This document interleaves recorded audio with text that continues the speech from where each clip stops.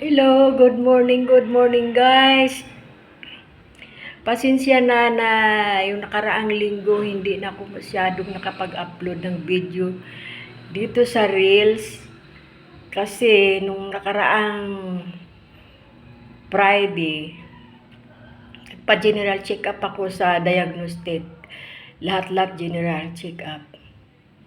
Nakitaan ako ng dalawang klaseng sakit.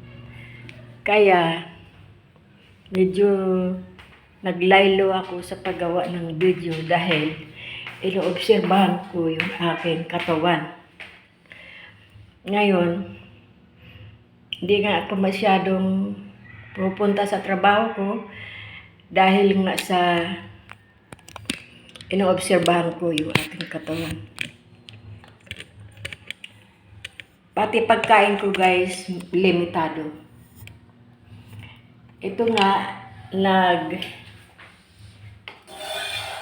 naglugaw ako kasi kailangan walang mantika. Naglugaw ako na may malunggay. Itong kakainin ko sa umaga at siguro sa tanghali na rin. Kaya sana guys,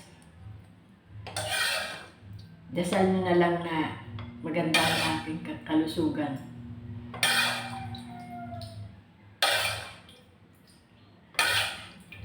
Kaya mag-aalusan muna ako guys. Samahan na lang ako dahil ako'y nag-iisa dito sa bahay namin.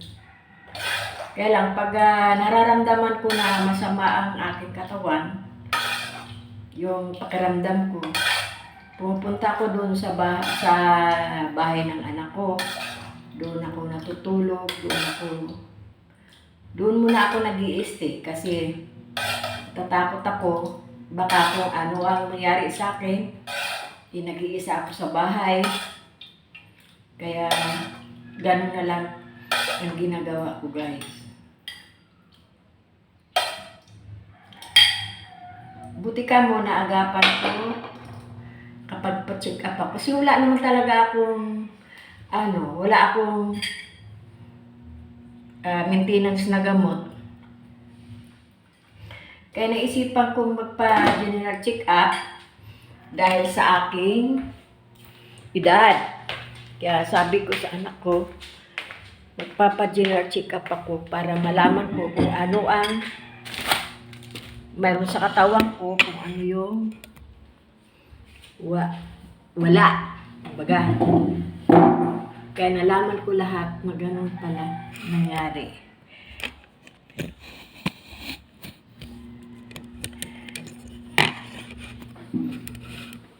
Kaya simahan nyo ako guys. Pag-aalmusal ako, ito nga sinasabi ko sa iyo nga, sa inyo nga lugaw. At may boiled egg.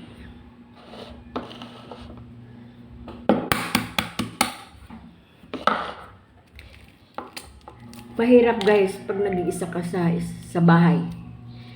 Kagaya ko. Kahit na gaano katapang ang loob mo. Basta't naisip mo na may sakit ka, tapos parang nanghihinaan ka rin ng loob. Parang natatakot ka rin. Ako nga minsan pag inatake ako ng sabi ko, ano bang nangyari sa buhay ko? Sabi ko, naisip ko ng ganun. Kaya, minsan na lang inaaliw-aliw ko na lang yung isip ko bago ako matulog para hindi ako magkaroon ng yung takot. Kasi mahirap yung naunahan ka ng takot.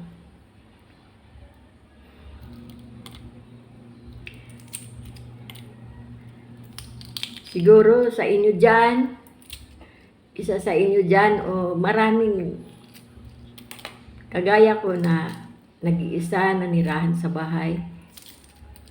Ganyan ang pakiramdam.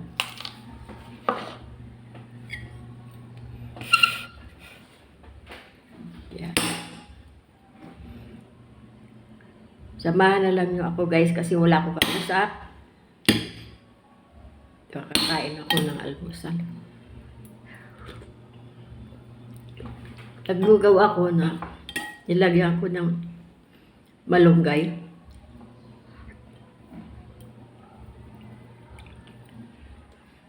Kasi ang payo sa akin ng doktor,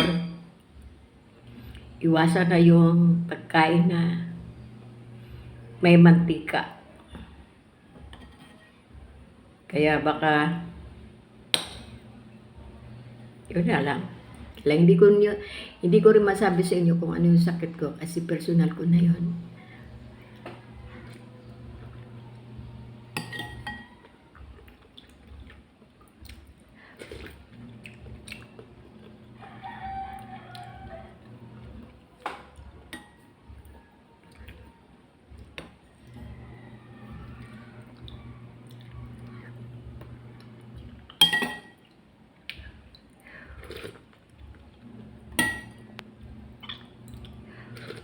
Ha? Kain tayo. Alam mo ngayon, habang kumakain ako, nakaandar yung aking washing machine. Dahil naglalaba din ako.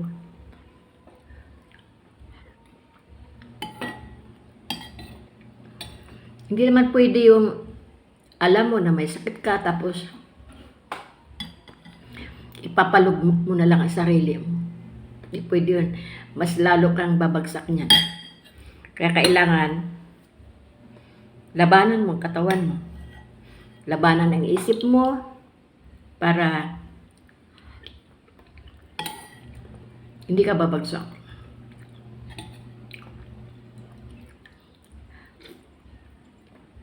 Malay mo, tagalin ni Panginoong Diyos yung sakit kung anong mayroon. Di ba?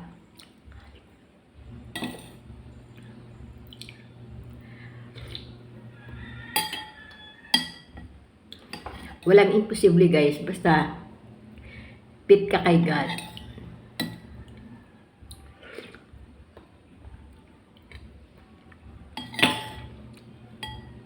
Alam mo sa totoo lang, sa edad ko na 64, wala akong maintenance na gamot. Saka hindi ako nagpapacheck up ng doktor. Minsan na lang, nagpapaba-BP ako, pero normal naman ang BP ko. Kasi nung time kasi na naisipan ko lang na sabi ko naisip ko na pa-general check-up ako. Para kung anong mayroon akong sakit, magapan ko. Halimbawa wala man akong naramdaman, at least malaman ko kung clear ba talaga o mayroon. Kasi mahirap yung naranasan ko kaya guys, nung ako'y inipirahan ng mattress, binaliwala ko lang yun. Bakit man ang tiyan ko noon, nagbi-bleeding man ako, pero binigyan lang ako ng vitamin ng pinsan ko na doktor.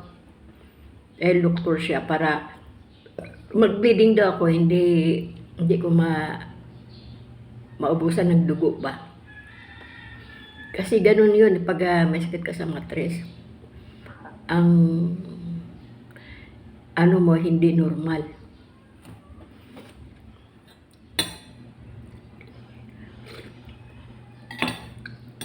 Kaya noon, nung ako'y nag-isa, nung time na yun, nagkataon yan, dito yung pamangkin ng mister ko. Doon ako ng time na yun, inatake.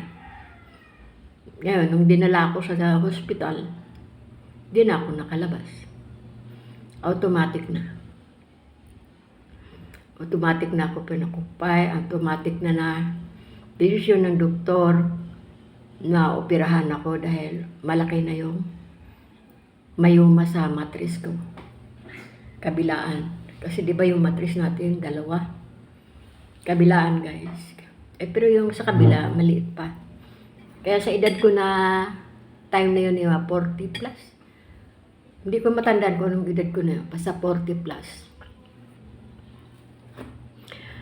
Ay, nag-desisyon na lang tinanong ako ng doktor na, ma'am, ano gusto nyo? Operahan, kalahati ng mattress. At tinanong ako kung ilan ang anak ko. Or, Kasi pag 45 pataas ka, diyan na time na mag-ano ka na, tawag ni, yung mag-stop na yung menstruation mo, ganon. Mag-menopause. Kaya yun ang desisyon ng doktor na operahan na lang. Total uoperahan din lang naman. Sabi niya, ang doktor ko sa OB nga, tanggalin na lang lahat natin yung matris mo para i-laboratory para kung malaman talaga nga ordinary lang na or may cancer. Kasi pag may cancer, kahit operahan, tutubo pa rin yun. Kaya pumayag na rin ako. Totally, may edad na rin akong time na yun. Saka, hindi na rin akong nanganak dahil dalawa anak ko, lalaki at babae, may edad na rin.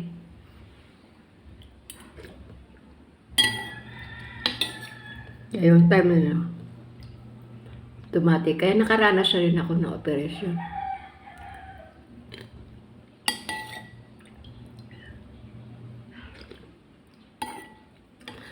Alam mo, habang ako kumakain, naglalaba ako. Tapos ko kain ito ng almusal. Siguro mag-relax ako konti. Tapos tuloy na sa palabahin ko.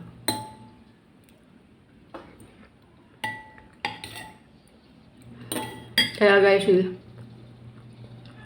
napabayaan ko mag-upload ng video sa Reels yung last week. Kaya bumaba ang aking mga hit sa dashboard ko. Ganun pala yun. Bumababa. Pag hindi mo maalagaan, mag-upload.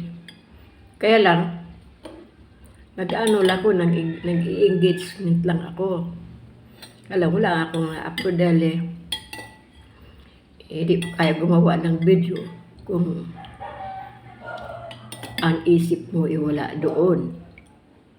Kaya ako nakapag-video ngayon dahil sa sabi ko sa inyo kung ano yung dahilan.